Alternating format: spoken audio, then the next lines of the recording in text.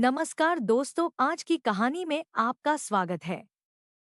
जैसे ही अनीता ने अपनी भाभी काव्या पर हाथ उठाया कि तभी अचानक आरव दोनों के बीच दीवार बनकर खड़ा हो गया और गुस्से में उसका हाथ पकड़ लिया। उसकी आवाज इतनी कठोर थी कि पूरा घर सन्न रह गया। आज तक जिस भाई ने कभी ऊंची आवाज में बात तक नहीं की थी, वही भाई आज अपनी पत्नी के लिए चट्टान बनकर खड़ा था। अनीता की आंखों में हैरानी थी, गुस्सा था, अपमान था, लेकिन वह कुछ बोल नहीं पाई। उसकी उंगलियां आरव की पकड़ में कांप रही थी। तभी आरव ने साफ शब्दों में कहा, यह मेरी पत्नी है, इस घर की बहू है और इसकी इज्जत मेरी इज्जत है। अगर आज इसके आत्मसम्मान पर किसी ने चोट की है तो वह सीधे सीधे मुझ पर वार है, और यह सब अचानक नहीं हुआ था। इसकी शुरुआत उसी सुबह हो चुकी थी जब अनीता हड़बड़ाई हुई अपने मायके आई थी। सूरज ठीक से निकला भी नहीं था। घर में शांति देवी तुलसी के पौधे को पानी दे रही थी कि तभी दरवाजा जोर से खुला और अनीता लगभग दौड़ती हुई अंदर आई। चेहरे पर घबराहट, आंखों में जल्दबाजी और सांसें तेज चल रही थी। शांति देवी ने उसे इस हालत में देखा तो घबरा गईं। बोली, क्या हुआ बेटा? कोई अनहोनी हो गई क्या? अनीता झल्लाकर बोली, कुछ नहीं हुआ माँ, बस आपकी बहू कहाँ है? उसे बुलाओ, अभी बुलाओ, मेरे पास बिल्कुल वक्त नहीं है। शांति देवी ने पानी का गिलास उसकी ओर बढ़ाया और बोली, पहले पानी पी ले, ऐसे काम क्यों रही है? अनीता ने गिलास को हाथ से हटाते हुए कहा, नहीं माँ, पानी पीने का टाइम नहीं है, बस जल्दी बुलाओ उसे, मैं मुश्किल से वक्त निकाल कर आई हूँ। बेटी की हालत देखकर शांति देवी को कुछ ठीक नहीं लगा। उन्होंने अंदर की ओर आवाज दी, काव्या बहू, जरा बाहर आओ, तुम्हारी ननद आई है, कुछ जरूरी बात है। काव्या उस समय रसोई में थी। गर्मी का मौसम था, चूल्हे पर दाल चढ़ी थी, उसके माथे से पसीने की बूंदें टपक रही थी। जैसे ही उसने सास की आवाज सुनी, जल्दी से हाथ पोंछे और बाहर आ गई। साधारण सी साड़ी, बिना गहनों के, बालों को साधारण जूड़े में बांधे हुए वह बिल्कुल घरेलू बहू जैसी लग रही थी। लेकिन उसकी आंखों में साफ दिल और मेहनती स्वभाव झलक रहा था। जैसे ही अनीता की नज़र उस पर पड़ी, उसका चेहरा सिकुड़ गया। उसने ऊपर से नीचे तक काव्या को इस तरह देखा जैसे कोई चीज तौल रही हो। फिर नाक सिकोड़ते हुए बोली, भाभी, जल्दी से अपनी साड़ियां दिखाओ, जो तुम मेरी ननद की शादी में पहनकर मेरे ससुराल आने वाली हो। काव्या अचानक इस सवाल से चौंक गई। वह कुछ पल तक अनीता का मुंह देखती रही, फिर धीरे से बोली, साड़ियाँ? हाँ साड़ियाँ, ज्यादा भोली मत बनो। कौन सी साड़ी पहनकर आओगी? मुझे दिखाओ, ऐसा न हो कि कोई भी साधारण सी साड़ी उठाकर पहन लो और मेरे ससुराल पहुंच जाओ, वहां मेरी इज्जत का सवाल है। काव्या का दिल धक से रह गया। उसे समझ नहीं आ रहा था कि वह क्या जवाब दे। वह तो इस बात से खुश थी कि पहली बार ननद के घर जा रही है, पूरे मन से तैयारी करना चाहती थी। लेकिन इस तरह का व्यवहार उसे अंदर तक तोड़ने लगा। फिर भी वह चुप रही, सिर झुकाया और बिना कुछ कहे अपने कमरे में चली गई। अलमारी खोली, अंदर रखी अपनी सारी साड़ियां एक एक करके बाहर निकालने लगी। उन साड़ियों के साथ उसकी बहुत सी यादें जुड़ी थीं। उसकी माँ ने उसे विदा करते वक्त उसकी पसंद पूछ पूछ कर साड़ियां खरीदी थीं। पिता ने अपनी बचत से एक एक साड़ी ली थी। किसी में हाथ की कढ़ाई थी, किसी में महीन बॉर्डर, किसी का रंग हल्का गुलाबी था, किसी का गहरा नीला। वह सब कुछ समेटकर बाहर ले आई और अनीता के सामने रख दिया, और बहुत ही शालीनता से बोली, दीदी, ये मेरी सारी साड़ियां हैं, आप देख लीजिए, जो आपको ठीक लगे वही मैं पहन लूंगी। अनीता ने बिना ठीक से देखे बस एक नज़र उन पर डाली और तिरस्कार से मुंह बनाते हुए बोली, यह सब तो तुम्हारी शादी की साड़ियां हैं, मायके से लाई हुई। काव्या ने हल्की सी मुस्कान के साथ कहा, हाँ दीदी, इन्हीं में से एक सोच रही थी पहनने की। अनीता का गुस्सा सातवें आसमान पर पहुंच गया। उसने माँ की ओर देखते हुए चिल्लाकर कहा, माँ, देख रही हो, यह सब पहनकर जाएगी शादी में। ऐसी साड़ियाँ तो मैंने अपनी नौकरानी को दी है पहनने के लिए। अगर मेरी भाभी भी यही पहनेगी तो मेरे ससुराल में लोग कैसे पहचानेंगे कि कौन बहू है और कौन नौकरानी। मेरी नाक कट जाएगी।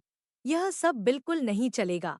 तुम इसके लिए कोई ढंग की महंगी साड़ी खरीदो।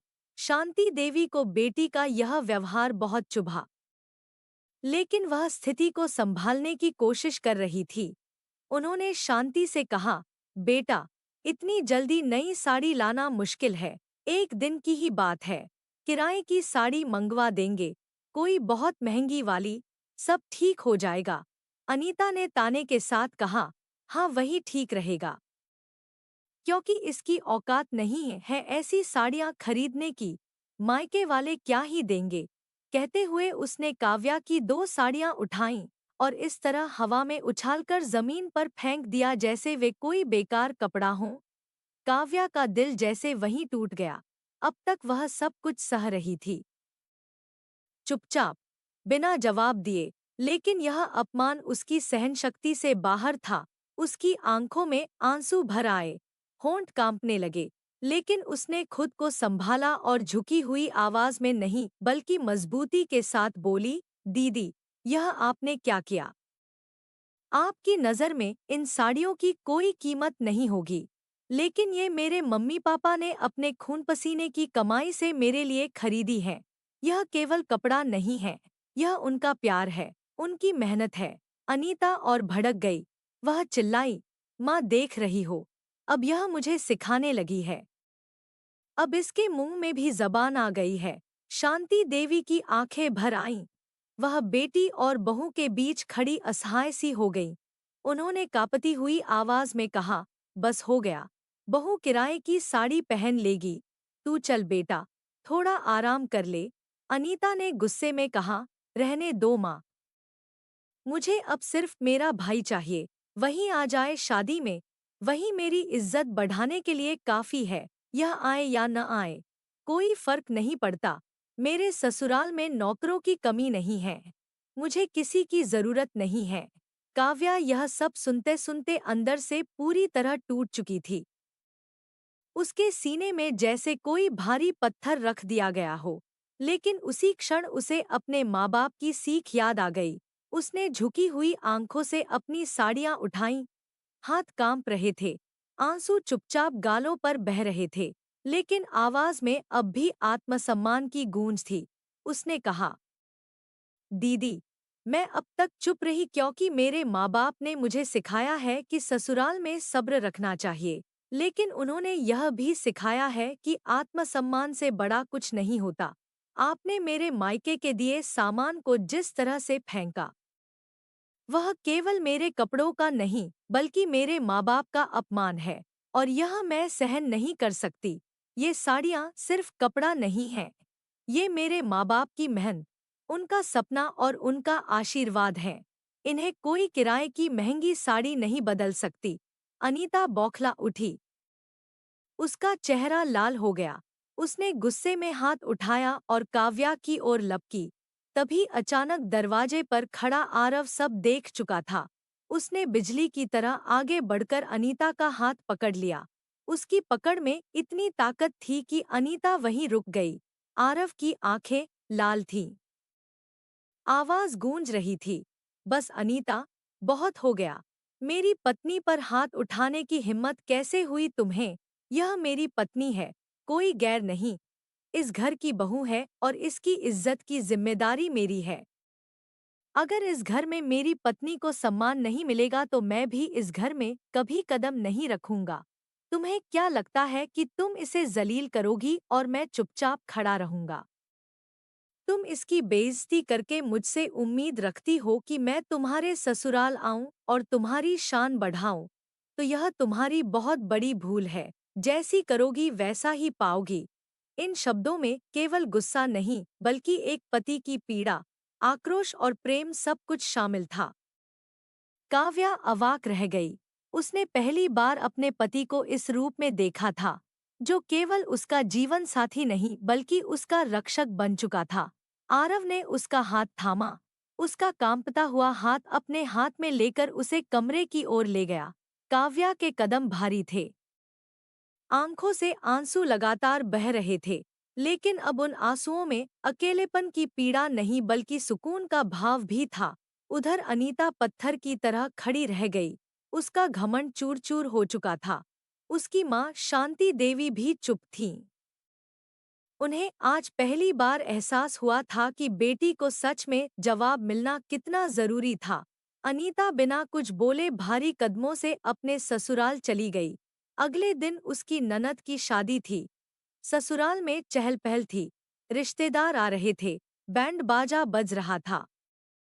अनीता बार बार दरवाजे की ओर देखती रही। उसे उम्मीद थी कि उसका भाई जरूर आएगा, उसकी भाभी भी आएगी। आखिर वह उसकी शादी थी। लेकिन वक्त बीतता गया, मेहमान आते गए, रस्में होती गईं, लेकिन न आरव आया, न काव्या आई और न ही शांति देवी ने उसे मनाने के लिए कोई संदेश भेजा। उस दिन पहली बार अनीता को अपने किए का एहसास हुआ। उसे समझ में आया कि इज्जत मांगने से नहीं मिलती, इज्जत देने से मिलती है।